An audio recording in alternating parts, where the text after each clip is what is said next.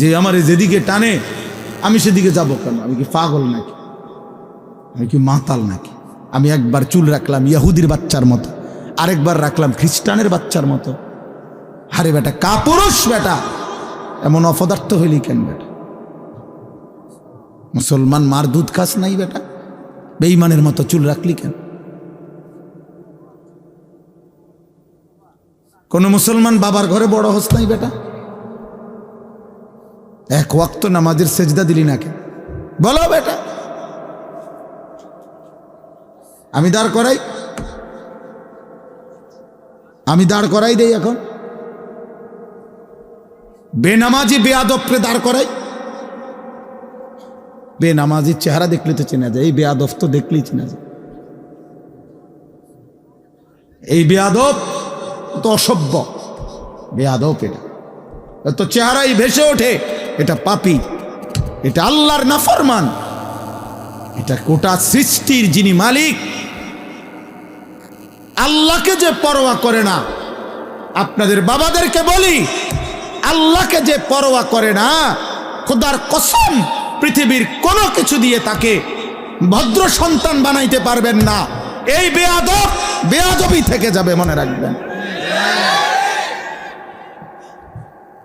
মনে রাখবেন, এটা আপাদমস্তক বেয়াদব। আপনি এই বেদ্যফের টেয়া খাইতেন পারবেন আরি, তার টেহা দিয়া হয়তো আপেল মালটা খাইবেন আরি। কারণ সে বলতে চায় পরিষ্কার, বাফেরে গ্রামকে এলাকাকে, যে বেটা চেনো, আমি মাত্র 16 বছর বয়সে এত বড় জাহানের সৃষ্টিকর্তা, আমার একটা নিঃশ্বাস যার হাতে, আমি সেই আল্লাহ, তাকে বেটা কিছু মনে করি না। তুই আব্বা কিতা বেটা? তুই রে বেটা, আমি তো আল্লাহরই বেটা কিছু মনে করি না বেটা, কিন্তু আল্লাহকেই একটা সেজদা দেই না। উনি আমারে প্রতিদিন 5 ওয়াক্ত নামাজের জন্য ডাকে, আমি মাতিও না, আমি ফিররাও চাই না মসজিদের দিকে বেটা। হেতে বেটা আইসা আমারে অনুগত বানাইবা বেটা, আমি তো আল্লাহকেই কিছু মনে করি না। তাহলে এই বেয়াদব কি ছোটখাটো বেয়াদব? হ্যাঁ, এই বেয়াদব রে মানুষ বানাবে কে? বাংলা বই দিয়া হেতে মানুষ হইবে? হ্যাঁ, পদার্থবিজ্ঞান দিয়া। পদার্থবিজ্ঞান মানুষ বানানোর লেগে লিখছে।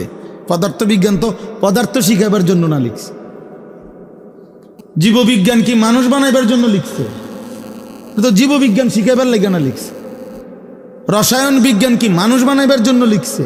কথা বলে না তো। অঙ্ক বইটা কি মানুষ গড়ার জন্য লিখছে? ইংরেজি বইটা কি মানুষ বানাইবার জন্য লিখছে? ইংরেজি শেখানোর জন্য লিখছে। কোরআন রব্বে করিম বলছে, আমি এই কোরআন নাজিল করেছি মানুষ বানাইবার জন্য। কোরআন মানুষ বানায়, কোরআন ইনসান বানায়। অতএব কোরআন থেকে বিচ্ছিন্ন যে জীবন, ও মানুষ হয় নাই, উপার্জনকারী প্রাণী হইতে পারে, ইকোনমিক্যাল অ্যানিমেল। নওজোয়ান তোমরা জেনারেল পড়ুয়ারা দেখো, খবর লাগাও, এখন না খবর নাও, এখন সার্চ করো গুগলে, দেখবা ইউরোপের স্লোগান কি। বস্তুবাদের স্লোগান হইল, ক্যাপিটালিজমের স্লোগান হইল, পুঁজিবাদের স্লোগান হইল ম্যান ইজ ইকোনমিক্যাল অ্যানিম্যাল। মানুষ একটি অর্থনৈতিক প্রাণী, এটা একটা জীব। মানুষ একটি প্রাণী যার জীবনের মাকসাদ উপার্জন। ইকোনমিক্যাল অ্যানিম্যাল, অর্থনৈতিক প্রাণী।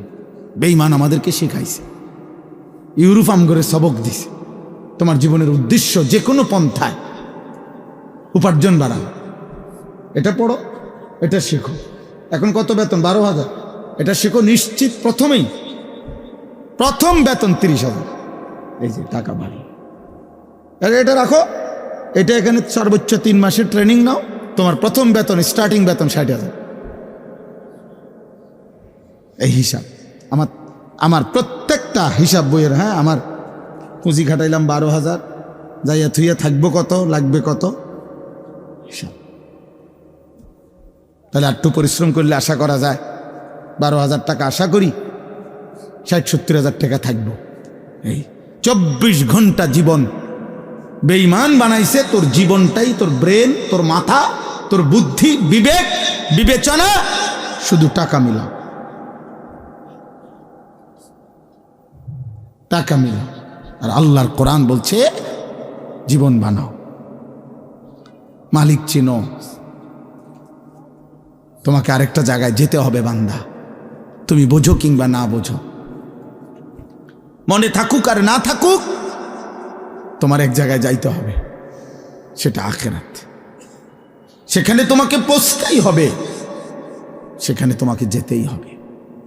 কুল ইয়াতাওয়াফাকুম মালাকুল মাউতিল্লাযী ওয়াক্কিলা বিকুম সুম্মা ইলা রাব্বিকুম তুরজাউন। আল্লাহ বলে, হে নবী আপনি বলে দেন, হে আমার বান্দারা তোমরা সকলেই, মালাকুল মউত আজরাইল তোমাদের জান কবজ করবেই, মৃত্যু ঘটাবেই, অতঃপর তোমরা সকলেই আল্লাহর কাছে আখিরাতে ফিরতেই হবে। এই কথাটা কোরআন শরীফে বহুবার আছে রে আব্বা, বহুবার। আল্লাহ বলছে হুয়া রাব্বুকুম ওয়া ইলাইহি তুরজাউন, তিনি তোমাদের রব, তার কাছেই তোমাদের ফিরতে হবে। মৃত্যু মানে হারিয়ে যাওয়া না, মৃত্যু মানে আল্লাহর কাছে ফিরে যাওয়া। মৃত্যু মানে কার কাছে ফিরে যাওয়া?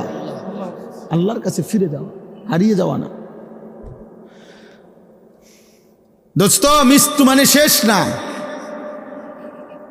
এভাবে এভাবে 60 বছরে দেশ, জাতি, রাষ্ট্র, রাজনীতি, এলাকা, সমাজের ব্যাপক সেবা করে তিনি তার বর্ণাঢ্য জীবনের পরিসমাপ্তি ঘটালেন মৃত্যুর মাধ্যমে। না না, পরিসমাপ্তি ঘটান নাই। এগুলো এই সমস্ত দুনিয়াবি ভদ্রচিত কথা, এসব শুদ্ধ কথা না।